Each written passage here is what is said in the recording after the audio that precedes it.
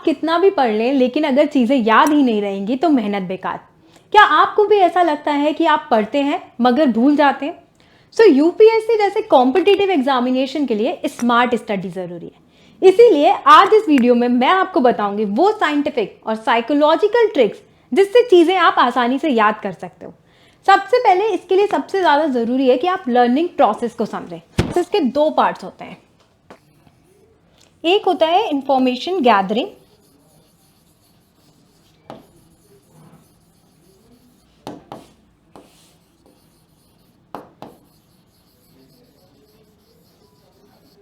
दूसरा होता है information processing.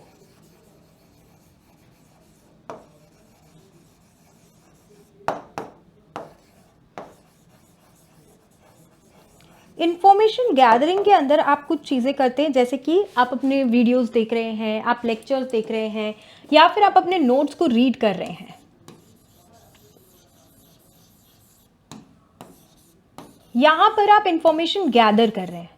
On the other hand information processing में आप जो आपने गैदर किया है इंफॉर्मेशन, उसको प्रैक्टिस कर रहे हैं, उसको रिवाइज कर रहे हैं।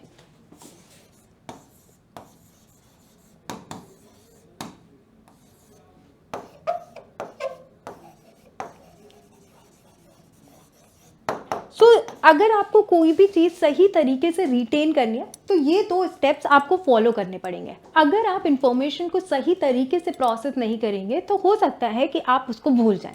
इसीलिए आज इस वीडियो में मैं आपको सबसे पहले एक टेक्निक सिखाऊंगी जिसे हम बोलते हैं पेसर, जिससे आपको समझ आएगा कि आपको कौन सी चीज़ कैसे पढ़नी है।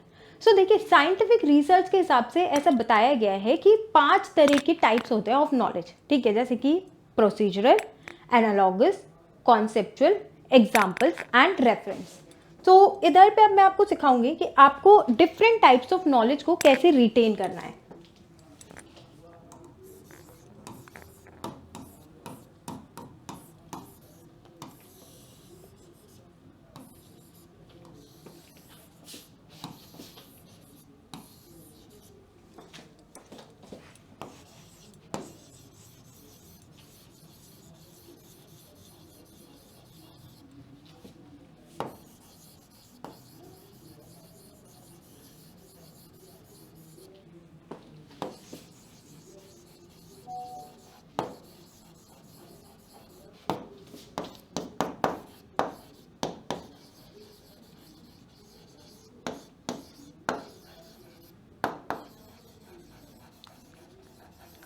देखिए, प्रोसीजरल टाइप ऑफ नॉलेज वो होती है जहां पर आपको ज़्यादा प्रैक्टिस करनी होती है, जैसे कि मैथ्स के सम सॉल्व करना हो, ठीक है, या फिर आपको आंसर राइटिंग प्रैक्टिस करनी हो। सो दिस इज समथिंग जो कि आपकी प्रैक्टिस से आएगी।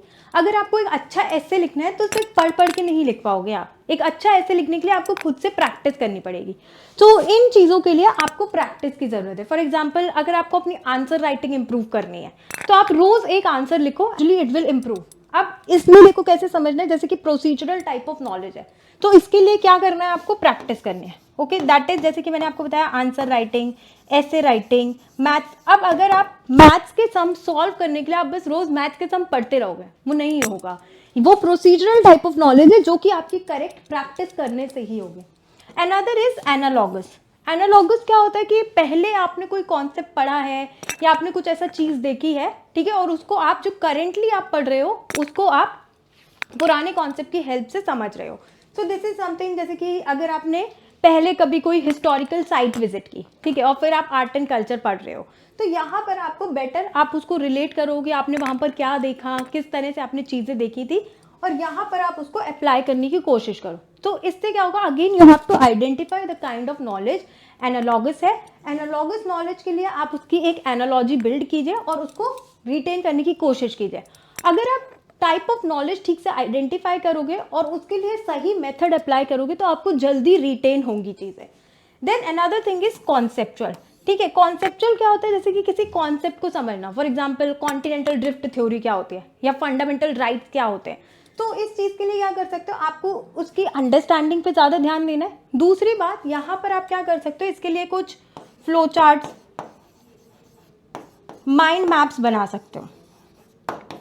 फ्लो चार्ट्स या फिर माइंड मैप्स बना के आप इसको बेटर रिटेन कर सकते हो। इसीलिए यहाँ पर मैंने वीडियो में एक सैम्पल भी लगाया हुआ है जहाँ पर मैंने कैसे प्रियम्बल के लिए कुछ फ्लो चार्ट बनाए हैं ताकि मैं उसको ठीक से याद कर सकूँ या रिटेन कर सकूँ, ठीक है। फिर एक और टाइप ऑफ इंफॉर्मेशन होती है that is evidence based information होती है, जैसे कि इसमें क्या होता है, सुप्रीम कोर्ट के केसेस हो गए, रिपोर्ट्स हो गए, एक्सेट्रा। इसको याद करने के लिए अगेन आप कुछ निमोनिक्स बना सकते हैं, फ्लैश कार्ड्स बना सकते हैं। तो बेसिकली देखिए मेरा पर्पस ये है इस वीडियो में कि जो भी आप पढ़ रहे हैं उसको थोड़ा इंटरेस्टिंग मैनर में पढ़िए, आइडेंटिफाई कीजिए कि किस तरह की ये नॉलेज है और कैसे इसको बेटर रिटेन किया जा सकता है। लास्ट टाइप ऑफ नॉलेज होती है रेफरेंस बेस्ड। रेफरेंस बेस्ड मतलब आप कह सकते हैं जैसे कि डेटा हो गया, कमिटीज के नेम्स हो गए, एक्सेट्रा। इसके लिए आप शॉर्ट नोट्स प्रिपेयर कर सकते हैं, ठीक है। ये जो एविडेंस और रेफरेंस टाइप इंफॉर्मेशन है, थोड़ी रट्टा मारने वाली इंफॉर्मेशन होती है ये, जिसपे आपको अपने दिन का ज़्यादा टाइम नहीं देना होता है। मेजॉरिटी ऑफ द टाइम आप प्रोसीजरल, एनालॉगस और कॉन्सेप्चुअल को दीजिए, ओके। रेफरेंस टाइप के लिए आप कुछ शॉर्ट नोट्स बना सकते हो। यहाँ पर मैंने आपको एक सैम्पल दिया है इंपॉर्टेंट कमिटीज़ के शॉर्ट नोट्स का। नेक्स्ट हम डिस्कस करते हैं कि कैसे आप स्मार्ट रिवीजन कर सकते हो। सो स्मार्ट रिवीजन के लिए देखिए अगेन मैं बताऊंगी कि एज पर साइंटिफिक स्टडीज ऐसा बताया गया है कि आप एक दिन में जो भी पढ़ते हो उसका 50% ही आप रिटेन कर पाते हो, ठीक है। और एक वीक में आप जो भी पढ़ते हो उसमें से 80% चीज़ें आप भूल जाते हो। अब इसका सोल्यूशन क्या है, चीज़ें भूल जाते हैं तो उसको रिटेन कैसे करना है ज़्यादा से ज़्यादा, इसके लिए आपको स्पेस्ड रिपीटेशन पे जाना है। स्पेस्ड रिपीटेशन कह लो या रिवीजन कह लो।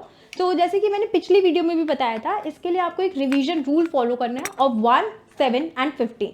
ये 1, 7 एंड 15 रूल क्या होता है कि आपने जो भी आज पढ़ा है उसको आज या फिर अगले दिन मॉर्निंग में आप रिवाइज कीजिए।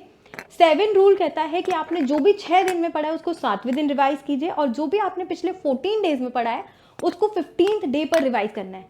सो अगर आपको चीज़ें याद नहीं हो रही हैं तो प्रॉब्लम आपके दिमाग में नहीं है, प्रॉब्लम आपके रिवीजन मेथड में। अब एक और इशू जो आप लोग जनरली फेस करते हो, it is about information overload. आपको क्या लगता है जितना ज़्यादा पढ़ेंगे उतना ज़्यादा आपको आ जाएगा, but it is not like that, क्योंकि मैंने अभी आपको बताया कि आप कितना भी पढ़ लो उसमें से काफ़ी चीज़ें आप भूल जाओगे अगर आपने उसे ठीक से प्रोसेस नहीं किया, अगर आपने स्मार्ट रिवीजन नहीं किया, अगर आपने नॉलेज को सही तरीके से प्रैक्टिस नहीं किया। तो इसके लिए आपको क्या करना है कि आप अपने दिन का majority of the time procedural, analogous और कॉन्सेप्चुअल लर्निंग पे डालो। जो रटने वाली चीज़ें उनको आपको कम टाइम देना है। जैसे कि अगर आप दिन में 10 घंटे पढ़ रहे हैं तो 8 घंटे आप प्रोसीजरल, कॉन्सेप्चुअल और एनालॉगस पे डालेंगे, 1-1.5 घंटा आप एविडेंस और रेफरेंस बेस दैट इज रट्टा मारने वाली चीज़ों पे डालना है। अगर आप दिन भर सिर्फ रटने वाली चीज़ें करेंगे तो वो ब्रेन इतना ज़्यादा रिटेन नहीं करेगा, okay. So this is the rule that you have to follow to retain whatever you are learning.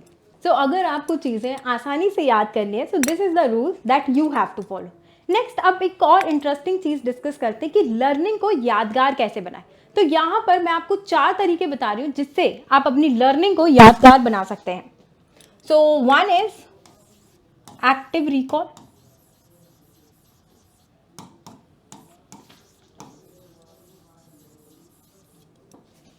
another is Feynman technique,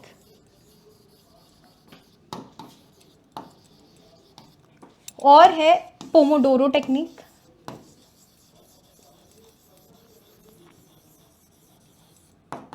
and last में वी हैव माइंड मैप्स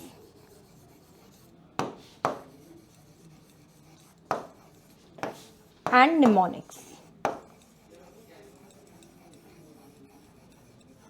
ये एक्टिव रिकॉल क्या होता है? Active recall is कि आप जब भी कुछ भी पढ़ रहे खुद से सवाल पूछे। फॉर एग्जाम्पल आपने प्रियम्बल पढ़ा तो आप खुद से पूछो कि क्या इंग्रेडिएंट्स है प्रियम्बल के, ओके। या आपने पढ़ा date of adoption of the constitution, तो क्या है date of adoption of the constitution. अगर आपने रिवर ब्रह्मपुत्र के बारे में पढ़ा तो खुद से एक्टिव रिकॉल करो, ठीक है। खाना खाते खाते सोचो ब्रह्मपुत्र का ओरिजिन क्या है।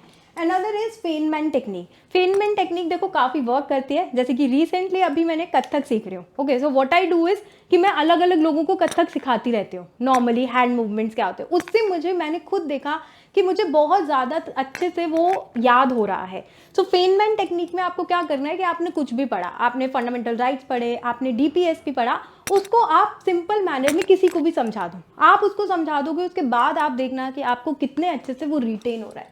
देन पोमोडोरो टेक्निक, सो ये मैं पर्सनली अपने पर्सनलाइज मेंटोरशिप सेशंस में स्टूडेंट्स को बताती हूँ कि आप 25 मिनट्स पढ़ो, 30 मिनट्स पढ़ो और उसके बाद 5 मिनट्स का ब्रेक लो। ओके, अगेन साइंटिफिक स्टडीज के हिसाब से ऐसा बताया गया है कि आपका ब्रेन 30 से 35 मिनट से ज़्यादा कंसंट्रेट नहीं कर पाता है, तो उसके बाद आप एक 5 मिनट्स का ब्रेक लो। बहुत लंबा ब्रेक नहीं लेना है, you can just listen a song, ठीक है, आप बस बाहर जाके ऐसे पेड़ को देखो, कुछ इस तरह की चीज़ें करो। देन एक और आसान तरीका है, that is mind maps and mnemonics. Mind maps जैसी कुछ चीज़ें मैंने इस वीडियो में सैम्पल नोट्स में दी हैं। निमोनिक्स इज जैसे कि आप मेडिटेरेनियन सी को याद रखने के लिए कुछ निमोनिक बना रहे हो, ओके, या फिर रिवर की ट्रिब्यूटरीज याद करने के लिए निमोनिक्स बना रहे हो। सो ये निमोनिक्स काफ़ी सारे आप खुद से भी बना सकते हैं या फिर आपको बहुत सारे निमोनिक्स यूट्यूब पर भी मिल जाएंगे। सो आपके लिए एक अल्टीमेट लर्निंग सोल्यूशन क्या है? सो आपको स्मार्ट स्टडी करनी है, सिर्फ सब कुछ पढ़ने से कुछ नहीं होगा, you have to process it in the right manner. उसके बाद आपको साइंटिफिक मेथड्स भी यूज करने हैं to retain the information. Then active recall करनी है, माइंड मैप्स बनाने हैं, निमोनिक्स बनाने हैं। तो अगर आपको ये वीडियो पसंद आई तो लाइक, शेयर और सब्सक्राइब जरूर कीजिए। कमेंट सेक्शन में बताइए कि आपका सबसे बड़ा लर्निंग चैलेंज क्या है।